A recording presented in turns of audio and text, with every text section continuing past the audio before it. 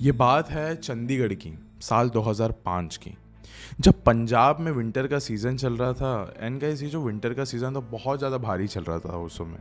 Like 3 degree 2 degree, बस इतनी ज़्यादा ठंड थी वहाँ पे। लाइक इतनी ज़्यादा ठंड थी कि लोग लिटरली वहाँ से बाहर नहीं निकलते थे। उनका एक बहाना बन गया था घर से बाहर ना निकलने का, कि नहीं ठंड बहुत है, मैं बाहर नहीं निकलूँगा। लेकिन एक और एक बहाना था, बंगला नंबर 112। चंडीगढ़ के ही आउटस्कर्ट्स में वहाँ पे एक इलाका है, वो इलाके का नाम नहीं बताऊंगा ऑफ कोर्स, लेकिन वहाँ पे एक बंगला है, बंगला नंबर 112, जिसका थोड़ा बहुत खौफ था वहाँ पे। थोड़ा बहुत नहीं, बहुत ही ज़्यादा खौफ था। वहाँ से नज़रें भी नहीं मिलाते थे वो लोग इस बंगले से, जब भी वहाँ से आसपास गुजरते थे। तो एंड गाइस, जो ये बंगला नंबर था 112, उसके आसपास जितने भी बंगले थे वो सारे अबैंडन थे, सब अबैंडन थे। लेकिन वो बाकी के सारे बंगलों में इवन लोग आते जाते भी रहते थे, खेलते कूदते भी रहते थे वहाँ पे बच्चे, लेकिन बंगला नंबर 112 नहीं जाते थे। एंड बंगला नंबर 112 का नाम था नूरी महल, एंड ये हॉन्टेड था। एंड गाइस, आज इस वीडियो में हम लोग इसी बंगले के बारे में बात करेंगे। इसी बंगले से जुड़ी हुई एक ऐसी हॉन्टेड कहानी के बारे में बात करेंगे जो लिटरली मुझे ऐसा लगता है कि आप सबको सुननी चाहिए, क्योंकि लिटरली बहुत ज़्यादा खौफनाक है। लेकिन ये वीडियो शुरू करने से पहले ऐसे ही और horror, mysterious and historical videos देखने के लिए सब्सक्राइब कर दीजिए इस चैनल को। अब ये कहानी शुरू होती है। ये कहानी है अंकुश की। अंकुश वो लड़का था जो कि महाराष्ट्र से चंडीगढ़ में शिफ्ट हुआ था। वो चंडीगढ़ में अपने कज़न के घर पे रहा करता था। एंड यहाँ पे वो मोस्टली कॉलेज के लिए आया था, क्योंकि चंडीगढ़ यूनिवर्सिटी बहुत ज़्यादा फेमस है। एंड उसको महाराष्ट्र यूनिवर्सिटी में, मतलब मुंबई यूनिवर्सिटी में उसको कहीं पे कुछ भी नहीं मिला था। सो चंडीगढ़ यूनिवर्सिटी उसको एक ऑप्शन मिला था कि यहाँ पे जाके वो अपनी फर्दर स्टडीज़ कंप्लीट कर सकता है। लैंग्वेज का थोड़ा सा बैरियर था उसके लिए, एंड बहुत ज़्यादा प्रॉब्लम होता था कि वहाँ पे पंजाबी लोग अपने लैंग्वेज से बहुत स्टिक रहते हैं, और उनका एक्सेंट भी बहुत ज़्यादा प्रॉपर रहता है कि अगर वो हिंदी भी बोलने की कोशिश करेंगे तो थोड़ा सा पंजाबी झलक आती थी, तो इसको थोड़ा बहुत तकलीफ होता था। लेकिन वहाँ का जो माहौल था, वहाँ के जो लोग थे बहुत कोऑपरेटिव थे, तो ये भी धीरे धीरे करके ना उन सब में मिलने की कोशिश कर रहा था। तो उसका जो शुरुआती हफ्ता था चंडीगढ़ जाने का, वो काफ़ी ज़्यादा अच्छा निकला। दोस्त वगैरह बना रहा था वहाँ पे। लेकिन एक चीज़ है जो याद रखो इस थ्रू आउट द वीडियो में, कि अंकुश एक बहुत ज़्यादा ईगोइस्टिक लड़का था, घमंडी लड़का था, गुस्से वाला लड़का था। उसको कभी भी ऐसा नहीं लगता था कि ये काम मुझसे नहीं हो सकता। कहीं पे भी वो चैलेंज को आराम से एक्सेप्ट कर सकता था, और यही चीज़ आगे जाके उसको प्रॉब्लम क्रिएट करेगी। अंकुश जब से आया था चंडीगढ़ में, उस समय से उसके कुछ 4 दोस्त बन गए थे अच्छे खासे। सबसे पहला था जस्सी, दूसरा हरप्रीत, तीसरा सलीम, और चौथा उसका ही कज़न, वो जिसके घर पे रह रहा था, सुमित। बात कुछ ऐसी थी कि अभी इनका कुछ 3rd लास्ट या तो 2nd लास्ट इनका पेपर था। एंड बाकी सारे बच्चे जो थे वो वापस आ गए अपने अपने घर पे। एंड जो अंकुश था वो अभी तक लौटा नहीं था। अंकुश अपने साइकिल से यूनिवर्सिटी से आ रहा था, एंड उसी समय रास्ते में ही ये बंगला नंबर 112 आता है। बंगला नंबर 112 के पास से जब ये गुजर रहा था, तो उसने उसी वक्त देखा कि शाम का वक्त हो रहा है। एंड उस समय उसने देखा कि अंदर कुछ 3 लोग खड़े हैं, बात कर रहे, कुछ फुसफुसा रहे। उसने बोला कि अब इतना टाइम हो गया मेरे को यहाँ पे आके, मैंने कभी इस बंगले के अंदर किसी को देखा नहीं खड़े हुए। गेट खुला है, दरवाज़ा खुला है, एंड ये कुछ लोग अंदर खड़े कुछ तो बात कर रहे हैं। शायद से मैं जाके देखता हूँ अंदर हुआ क्या है। वो अंदर गए। अंकुश अंदर चलते चलते जा रहा है, एंड उन्होंने पूछा कि भाजी इतने की होया है। फिर उन्होंने बोला कि बेटा कुछ आज सवेरे सवेरे इतने 3 लोगों की मौत हुई है, एंड उन्होंने दी डेड बॉडीज नहीं मिल रही। इसको इतना समझ में नहीं आता था पंजाबी, लेकिन उसने बोला, इतना तो उसको समझ में आ गया कि यहाँ पे सुबह सुबह 3 लोगों की मौत हुई है, एंड उनकी डेड बॉडीज नहीं मिल रही है। ठीक है पापा जी, ओके। फिर उन 3 आदमियों ने बोला कि अगर तू मदद करने वास्ते आया तो रह जा साढ़े नाल, लेकिन अगर नहीं है थे तो चला जा, ये जो इलाका है अच्छा नहीं हैगा। उसको ये वाली बात भी समझ में नहीं आई, लेकिन फिर भी उसको निकलना ही था, क्योंकि जस्ट वो एग्जाम दे के जा रहा था, तो वो वहाँ से निकल गया। एंड अभी अंकुश जैसे ही जा रहा था घर की तरफ, तो उसने देखा कि जो एक चाय की टपरी थी, वहाँ पे इसके दोस्त लोग खड़े थे, चाय पी रहे थे, बात कर रहे थे कि आज का पेपर कैसे गया वगैरह वगैरह। ये गया उनके पास और उसने बोला कि आज का पेपर कैसे गया। सबने बोला अच्छा गया, अच्छा गया। फिर सबने पूछा कि अंकुश तुझे इतना लेट क्यों हो गया यार, हम सब लोग तो साथ में थे, साइकिल में आराम से यहाँ पे पहुँच गए। फिर अरे मैं भी आ रहा था। वो आते आते जो एक लेन है जहाँ पे बहुत सारे बंगले हैं, पता है वो टूटे पुराने, वहाँ पे बंगला नंबर 112, वहाँ पे अंदर कुछ तो लोग खड़े थे और मैंने देखा अंदर क्या हो रहा है। मैं अंदर गया, उन्होंने बोला कि 3 लोगों की मौत हुई है एंड उनकी जो डेड बॉडीज़ है वो नहीं मिल रही है, और भी कुछ पंजाबी में बोल रहे थे, मेरे को कुछ समझ में नहीं आया। फिर उसके दोस्त लोग हंसने लगे। उसने बोला भाई वो गेट बंद रहता है हमेशा, अंदर किसी को जाना अलाउड नहीं है, वहाँ की जो ट्रेस पासिंग है वही बंद है, कोई नहीं जाता अंदर, कोई आता जाता भी नहीं है। फिर अंकुश बोला कि नहीं नहीं ऐसा नहीं हो सकता, मैं जाके उनसे बात करके आया हूँ यार, अरे कुछ हुआ रहेगा, शायद से गेट खोला रहेगा किसी स्पेशल चीज़ के वजह से। उसके बाद अंकुश के कज़न ने बोला कि अंकुश ये वाली बात एकदम सच्ची है, वहाँ पे आना जाना मना है, हमारे माँ बाप वहाँ पे आने जाने नहीं देते। अंकुश ने बोला लेकिन क्यों, क्या रीज़न है? फिर अंकुश के भाई सुमित ने कहा कि हमारे माँ बाप ने कहा है कि उस बंगले के अंदर भूत और पिशाच घूमते हैं, भटकते हैं, वो जो बंगला है वो वाकई में जाने लायक जगह नहीं है। फिर सुमित ने कहा कि अब ये सब कुछ क्यों है, क्या है, अंदर कौन रहता है, ये तो हमें नहीं पता, लेकिन बस इतना हर किसी को पता है इस इलाके में कि उस बंगले के अंदर भूत और पिशाच भटकते हैं और भूतों की बस्ती अंदर ही है, तो वहाँ से आना जाना मना है और अंदर जो भी जाएगा उसके साथ कुछ अच्छा नहीं है। फिर अंकुश को आ गया बहुत ज़्यादा गुस्सा। मैं आपको बताया था एकदम ईगोइस्टिक आदमी था, लाइक उसको कोई भी चीज़ अगर मना करे तो उसको एकदम चैलेंज जैसी लगती थी, नहीं ये चीज़ मैं कर सकता हूँ। अगर उस इंसान को कोई कहेगा कि भाई तू इस कुएं में नहीं कूद सकता, वो कूद के दिखाएगा, ऐसा किस्म का आदमी था। उसने बोला नहीं नहीं एक काम करता हूँ, मैं अंदर जाके दिखाता हूँ तुम लोगों को कि अंदर वो आदमी लोग थे, और उनको बताता हूँ, उनको भी बोलता हूँ कि बाहर आके इनसे मिल के दिखाओ। वैसे भी वो अभी रहेंगे वहाँ पे, मैं जस्ट अभी 2-3 मिनट ही हुआ है मेरे को वहाँ से आके, मैं बताता हूँ ना तुम लोग को।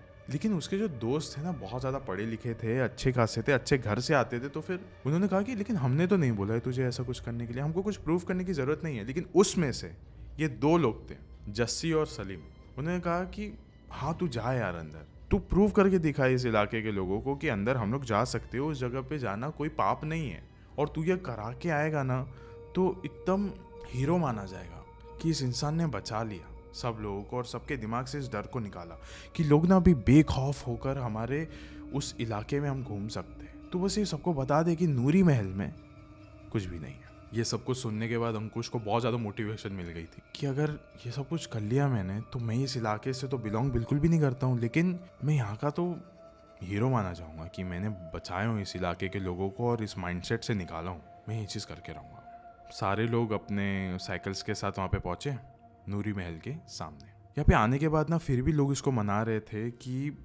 ये मत कर यार, कस ये तू अगर करेगा ना तो शायद कुछ गलत ना हो जाए यार तेरे साथ। और उसी समय ये जो अंकुश था उसने कुछ सुना ही नहीं इन लोग की बातें, वो सीधा साइकिल से उतरा, गेट खोला और बिल्डिंग के अंदर चला गया, उस बंगलों के अंदर घुस गया। अंदर जैसे ही वो घुसा देखा उसने वो जो 3 लोग थे अभी भी वहीं पे खड़े, लाइक एकदम पिलर के पास खड़े होकर कुछ तो बात कर रहे थे, और ये वहाँ पे आके चला गया और थोड़ा सा हंसा जोर का और अपने आप से बात किया, मैं तो कहा था ये तीनों यहीं पे रहेंगे, मुझे पता था ये घर में ऐसा कुछ है ही नहीं। फिर उसके बाद ना उन तीनों आदमी ने देख लिया कि ये आदमी आया, अब इनको गुस्सा आ गया, फिर इसके पास गए एंड जाके उसको लाइक कन्फ्रंट करने लगे, बात करने लगे। फिर उसमें से एक आदमी ने बोला कि ओ तो कितो आ गया वापस, ये सब कुछ नैने आधा काम नहीं हैगा, निकल जाए तो। इसका मतलब होता है कि तू यहाँ पे आ कैसे गया, ये नैनेयों का काम नहीं, मतलब ये बच्चों का काम नहीं है, अभी निकल जाए यहाँ से। फिर उसने बोला नहीं नहीं मैं हाजी मैं ऐसे ही आया था यहाँ पे, मैं बस अपने दोस्तों को ये प्रूफ करने के लिए आया था कि अंदर कुछ भी नहीं है और कोई भी अंदर आ सकता है, ऐसा कुछ गलत बात तो नहीं है ना। फिर उन आदमियों ने बोला कि हाँ कोई गलत बात नहीं है, लेकिन हम यहाँ पे 3 लाश ढूंढ रहे हैं, वो लाश को ढूंढे बिना हम लोग जा नहीं सकते। 3 लोगों की मौत हुई है और अब तक उनकी डेड बॉडीज़ नहीं मिल रही है। उसने बोला ठीक है पाजी मैं निकलता हूँ। फिर उसमें से एक आदमी ने बोला कि अब तू आ ही गया है तो हमारी मदद कर। उसने बोला नहीं नहीं पाजी उन्हें बहुत ज़्यादा रात हो गई है। फिर उसमें से एक आदमी ने कहा कि क्यों आपको डर लग रहा है, और ये था ईगोइस्टिक आदमी, इसने कह दिया नहीं नहीं मैं तो किसी चीज़ से नहीं डरता हूँ, किसी भी चीज़ से नहीं डरता हूँ, मैं तो अंदर आ गया तो मैं किसी चीज़ से नहीं डरता हूँ, मैं बिंदास आपकी मदद करूँगा।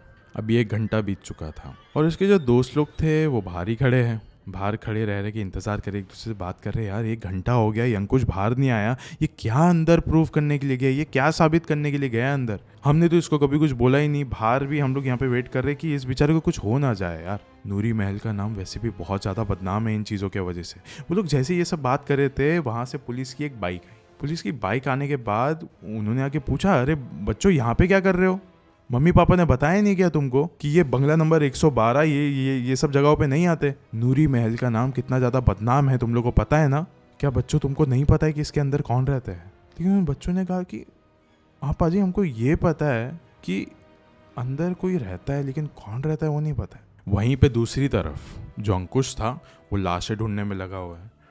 उसको ऐसा लग रहा था मैं बहुत महान काम कर रहा हूँ ये लाश ढूंढ के। लेकिन ये बात बड़ी अजीब सी थी कि एक 18-19 साल का लड़का लाश ढूंढ रहा है, वो भी बस कुछ लोगों की मदद करने के लिए, वो भी इतनी रात को। क्यों?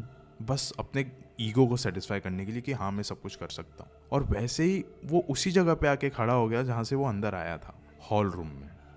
और वहाँ पे उसने देखा कि एक जगह पे खड्डा खोदा हुआ है एंड वहाँ से किसी का हाथ बाहर आ रहा है, लटका हुआ है। इसने चिल्ला के बोला कि फाजी मिल गया मेरे को, लाश इत्थे है, नीचे यहाँ पे पड़ी हुई गड़ी हुई है। और उसके बाद वो तीनों लोग नीचे आए और वो लोग देखने लग गए लाश को। और उसने बोला हाँ यार, मिट्टी में ये दबी हुई है तो लाश ही लग रही है। फिर बाजू में फावड़ा रखा हुआ था और बिना किसी के कुछ बोले अंकुश ने उठाया वो फावड़ा और सीधा वो क्लियर करने गया। वो लाश कर रहा है, क्लियर कर रहा है। ये जो तीनों लोग थे वो देख रहे थे, बात कर रहे थे इसी बारे में। और जैसे ही ये जो सारी लाशों के ऊपर से मिट्टी हटी, ये लाश किसी और की नहीं थी। वो जो 3 लोग वहाँ पे खड़े थे उनकी ही लाश थी वो। अंकुश एकदम सूख गया था वहाँ पे, मानो उसको झटका लग गया हो किसी चीज़ का। उसने उन तीनों आदमियों की तरफ देखने की कोशिश करी तो उस समय वहाँ पे कोई भी नहीं था, सिर्फ ये 3 लोगों की लाश पड़ी हुई थी।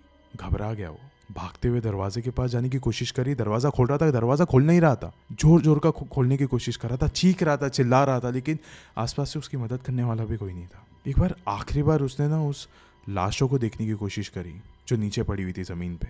वहाँ पे वो अभी लाशें भी नहीं थी, वो लाशें खड़ी थी, इसकी ओर आने की कोशिश कर रही थी, हंस रही थी, जैसे कि अंकुश को अपने चाल में उन्होंने खुरेद दिया है अभी। एंड ये सब कुछ देखने के बाद अंकुश वहीं पे बेहोश हो जाता है।